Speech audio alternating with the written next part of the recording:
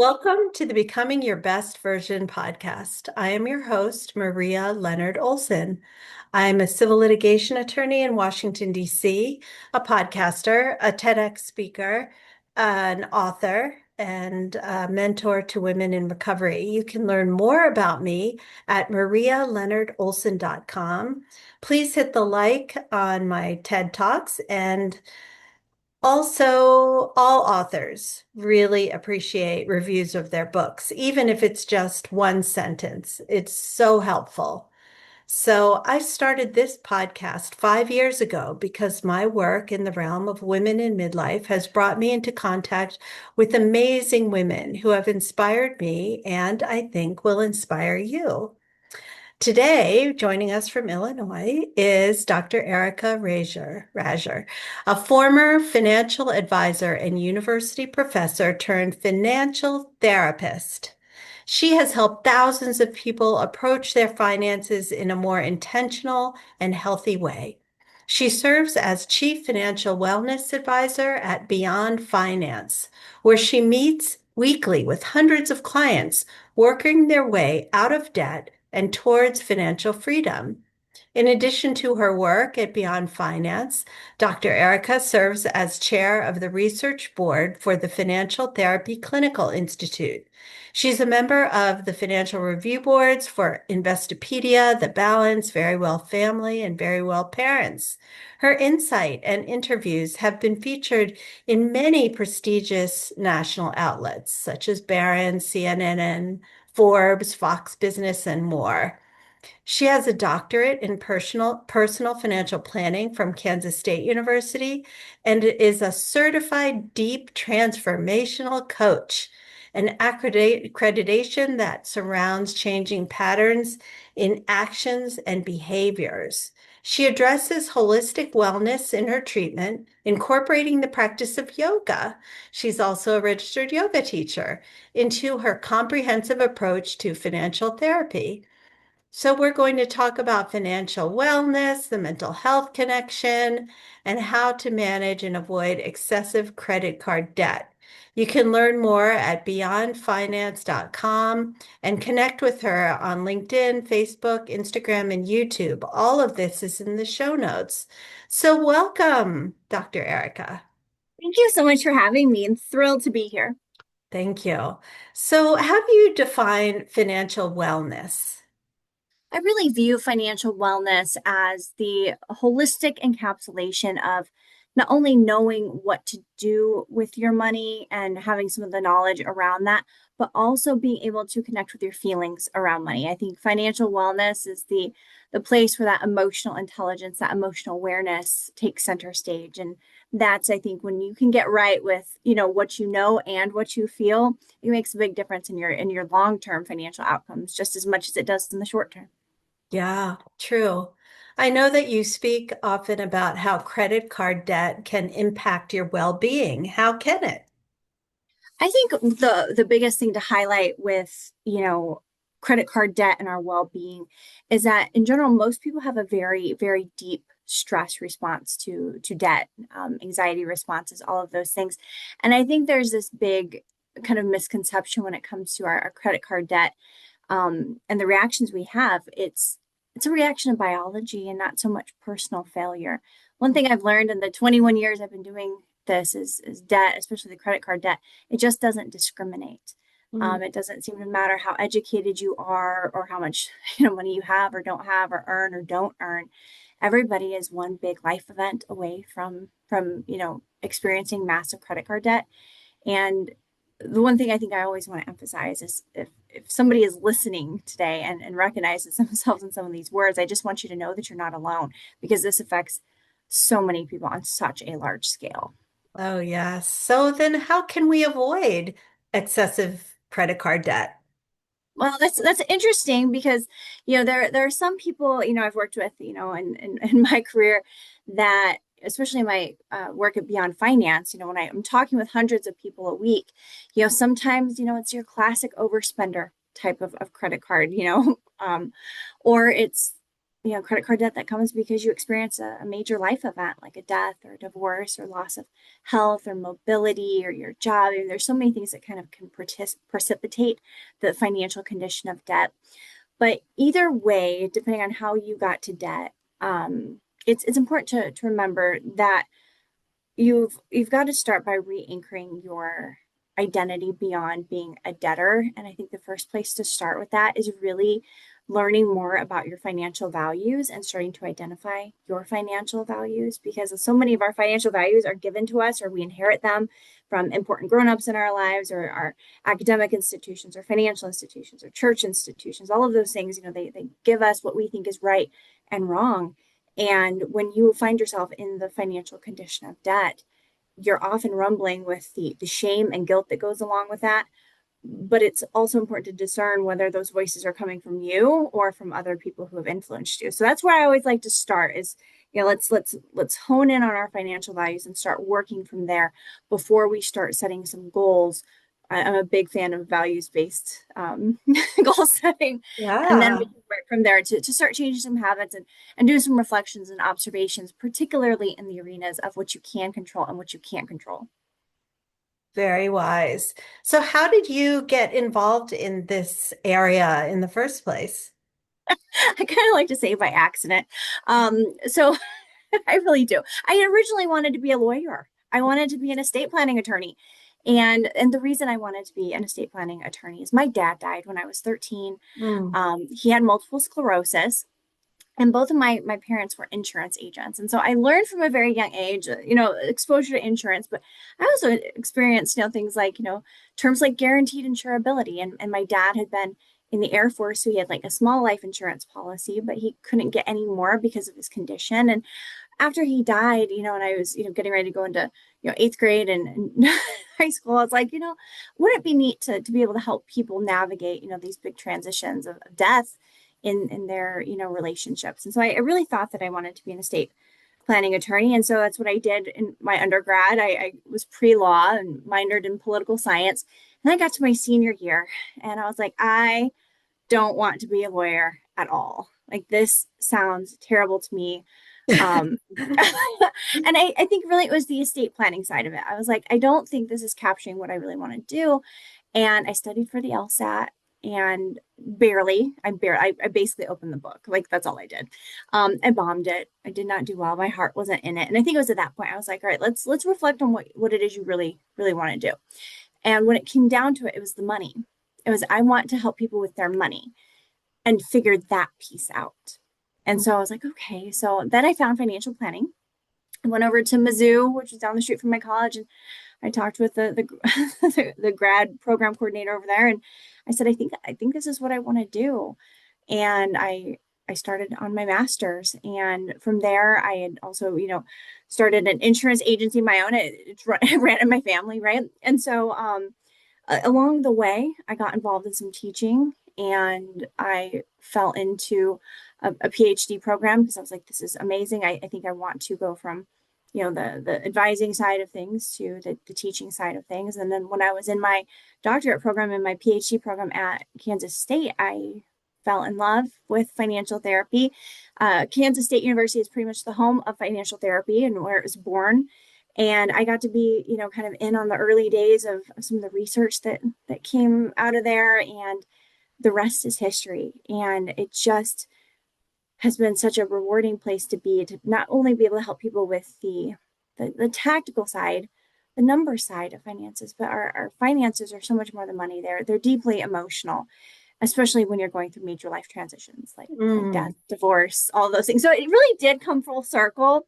But I'd like to tell that story. Like, just I wanted to go to law school and I bombed the LSAT and my heart wasn't in it. But ironically, my brother is the attorney in the family now. Ah, So so you got hey, one. we got it. Yeah. Yeah. Interesting. So one thing that I find so interesting about your bio is that you incorporate the practice of yoga into financial therapy. How does that work? Well, it's interesting because it's something I offer to clients who are interested in it. It's not something I require everybody to do. Mm. But one of the things I think is so important is just bringing awareness to your body and your mind and the way you move throughout the world, whether it's inside, emotionally, mentally, but also physically. And one of the things I tell people day in and day out is money is an inside job. And so I am a big believer that if you can take some time to find some grounding, find a sense of who you are, quiet the mind, and add some mindful movement to that when you can, that can make a big difference in what ends up showing up in your external world, especially if you're going through a period of, change, transition, pain, shame. All of those things really do take a toll on our hearts and our minds, our souls, and our bodies. And I do find, and yoga is just more than the asanas and the breathing and all of that. I mean, it's a whole way of life if you choose to go that far. But as far as I use it in my practice, it's really helping people connect with things like breath work and movement and really getting, to that place where they can hear that inner voice in themselves and learn to trust themselves again. And that's how I like to integrate it in particular. Interesting. So interesting. So, going back to the mental health piece, what are the most common mental health challenges that those with debt face, and what's your approach to helping them? I think the biggest, I mean, hands down, is the shame and the stress and the anxiety that come from the shame. So many of us are taught from a very early age that, your credit score is a reflection of your self-worth in some way. And, there's a lot of social capital involved in that. We're told, like, if you have a bad credit score, you're not even a dating prospect. Let's go back to TLC's No Scrubs. I mean, I think everything shows up, in our culture in that way. And so there's this deep rooted thing. Like, if I find myself in financial trouble of any variety, whether I created it myself or if there were external circumstances influencing it, I am inherently a bad person. And I think that's the thing that at least I see show up almost immediately, is the inability to distinguish from, guilt and shame. Where guilt is the, oh, I made a mistake, here's how I can course correct. Shame is the, I am the mistake. Mm-hmm. And when that shows up, there's a lot of work that needs to be done, because people fail to realize that debt is not a personal failure. It is a failure of generally a lot of things that all came together at once. And we have to remember and be kind and compassionate to ourselves, because many people are not financially literate by any stretch of the imagination.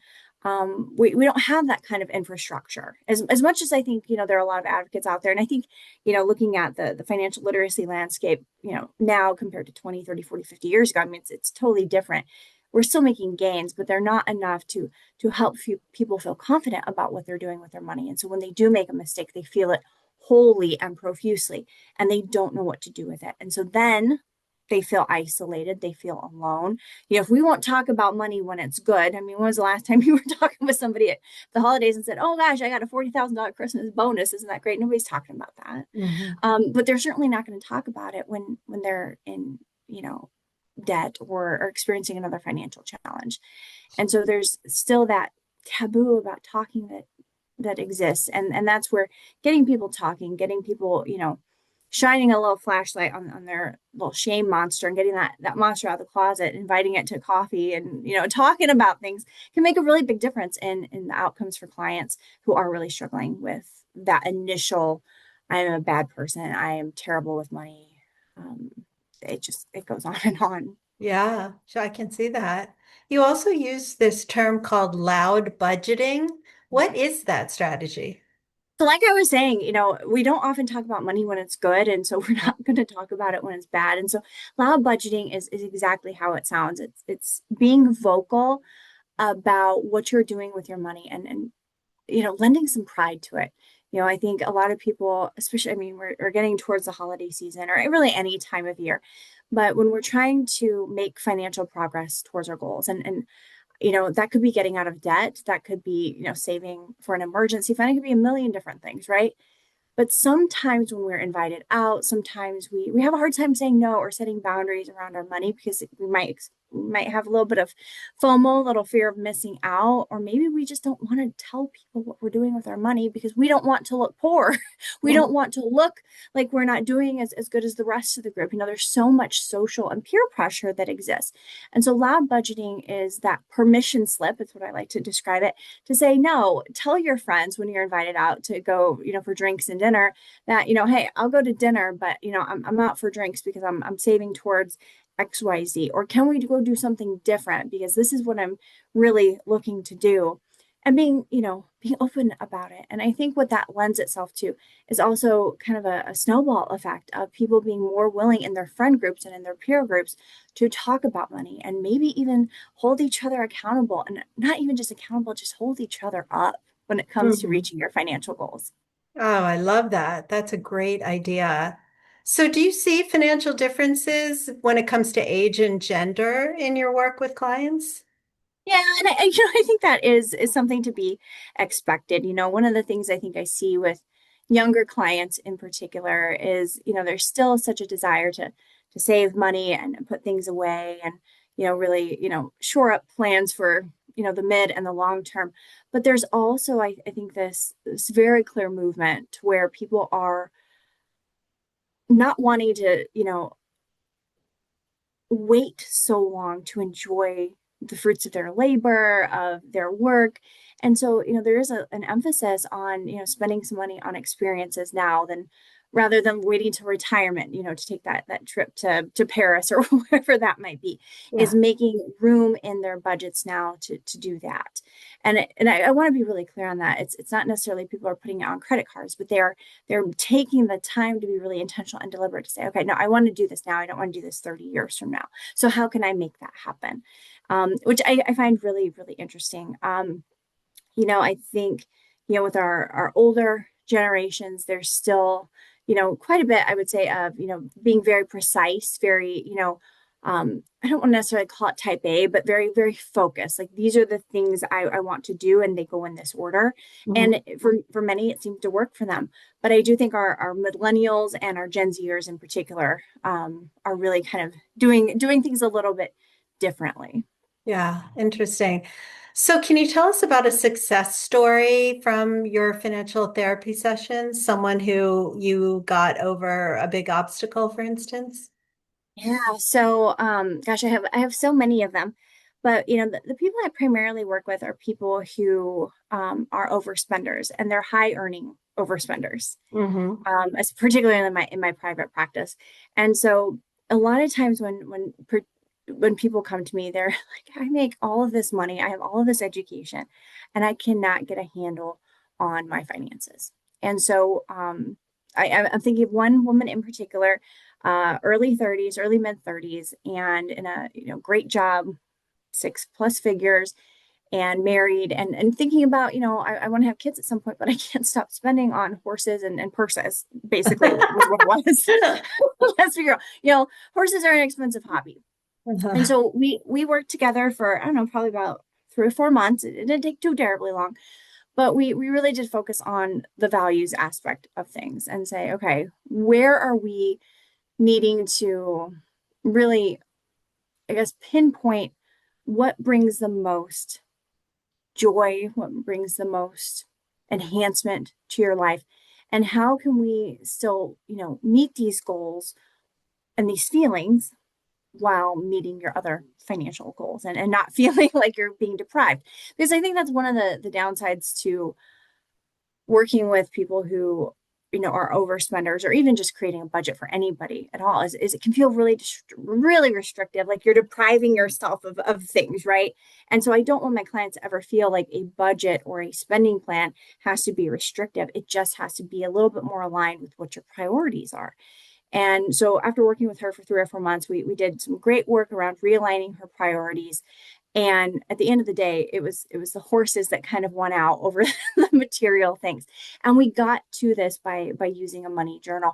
And money journals are something I've used personally for years. I would also consider myself, I would say, a recovering overspender. I still have to watch myself. I still have to put guardrails up, right? We have to keep ourselves, safe and aware of all of those things.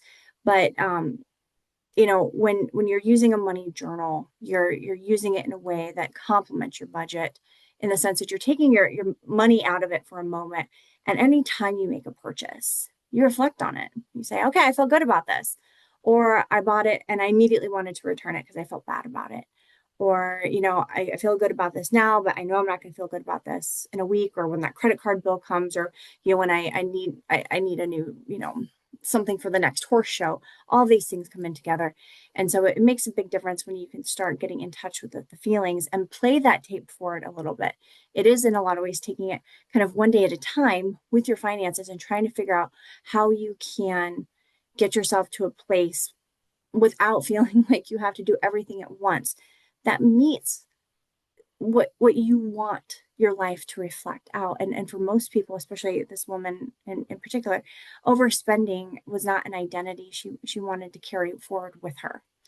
um and I caught up with her probably, I don't know, maybe 3 months ago. It was over the summer sometime. She's doing great. She put up the good guardrails for herself. She has a very specific budget. She uses gift cards to keep herself on track with some of her stuff.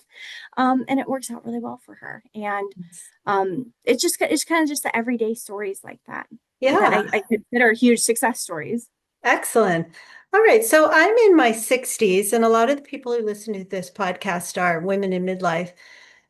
And we're thinking about retirement, but none of us really knows how much do we need to retire. Do you deal with that sort of thing too? I don't, do specifically retirement planning or anything like that. But what I do recommend for women who are particularly in midlife, and you're getting ready to think about all of those things, the first thing I want to, kind of put in everybody's brain is really visualizing what is it that I want my life to look like in retirement. Mhm. There's so many, everybody is going to have a different version of retirement. Yeah. And for some people that might be, okay, I want to hang with my grandbabies, or I want to be able to travel, or I want to do both of those things, or I want to make sure my house is paid off. I want to work part-time, or I want to do some consulting. There's so many iterations of what retirement can look like. And even in retirement, that can shift.